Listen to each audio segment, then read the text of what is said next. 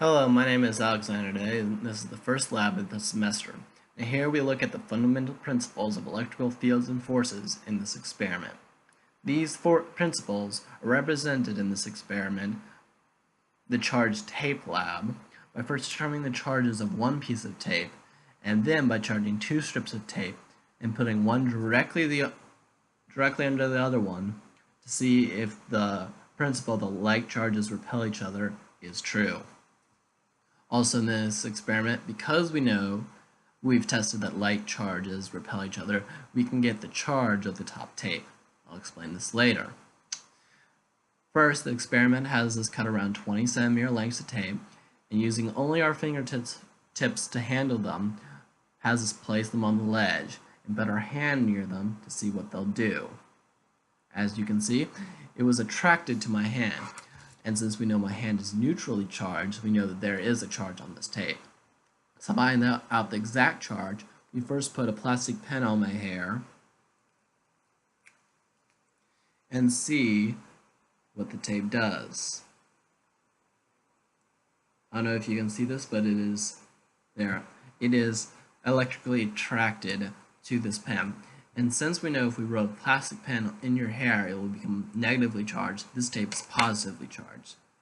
Finally, we have to know if each tape charged this way will be the same charge. So, we get two pieces of charged tape, and as you can see, they repel each other.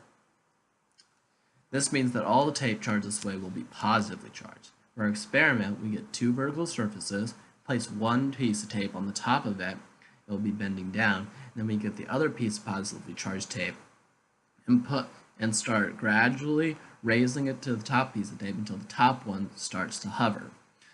This shows the scientific principle that like charges repel each other, as well as tell us that the net force of the top tape will be zero because it is hovering.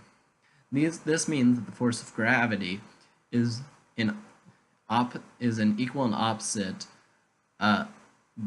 is in the equal and opposite direction of the force of electricity coming from the bottom of the tape. We can also say that the force of gravity is equal to the electric field of the bottom tape at the point of the top tape, on the point of the top tape, the location of the top tape, times the charge of the top tape. Using this, we can get the equation of the square root of the force of gravity times the magnitude of the distance between the two squared, divided by 9 times 10 to the 9th, or divided by 4 pi epsilon naught, times r hat is equal to the charge of both the bottom and the top tape. So now we have the charge of the top tape. And this experiment can be seen in the model below, which is in the link of this video below, where I represent the bottom as the bottom tape is a blue sphere, the top tape is a red sphere, force of gravity is a blue arrow going down, and the force of the electricity from the bottom tape as a cyan arrow going up. Now in this model, it shows both the principles that like charges repel each other because both of the spheres which are positively charged are away from each other. It also shows us that the net force of the top tape is zero since both of the arrows are of equal magnitude and pointed in the opposite direction of each other. Now the two questions that were asked to us in this experiment were one, what if the charges of the electrons and protons were switched? And to answer this question, it's only in this experiment.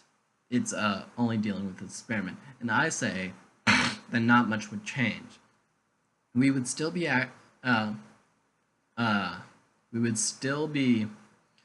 using two pieces of the exact same charged piece of tape, only this time it would be negatively charged instead of positively charged.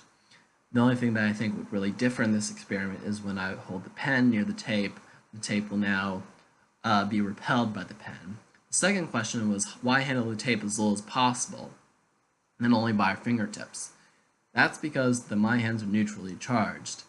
If I were to touch a charged object like the tape, say rub my fingers around it, the electrons on my hand would start to move into the positively charged tape, thereby making it a neutral charge. And that is all for this experiment.